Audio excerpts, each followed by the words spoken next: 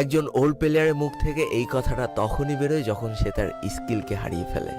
যেই পুরানো প্লেয়ারের গেম প্লেটা দেখে আজ তোমরা হাসছো, এমন একটা সময় ছিল যাকে কাস্টম খেলার জন্য সর্বপ্রথম হায়ার করে নিয়ে যাওয়া হতো। যেই পুরনো প্লেয়ারটার গেম প্লে দেখে আজ তোমরা হাসছো, একটাবার খোঁজ নিয়ে দেখো সেই প্লেয়ারটার গেম প্লে দেখেই একটা সময় অনেক মানুষ গেম খেলা শিখেছে। যেই ওল্ড প্লেয়ারটার খেলা দেখে আজ তোমরা তোমাদের গ্রুপে নিতেও লজ্জা পাচ্ছ, খোঁজ নিয়ে দেখো সেই ওল্ড প্লেয়ারটা কোনো একটা সময় কোনো একটা গিল্ডের লিডার বা অফিসার ছিল। যেই ওল্ড প্লেয়ারটা আজ তোমাদের রিভাইভ দিতে যেতে ভয় পাচ্ছে, মনে রেখো একটা সময় ছিল যখন এই প্লেয়ারটাই পুরো মাঠ একা ফাঁকা করে বুইয়া নিয়ে আসতো।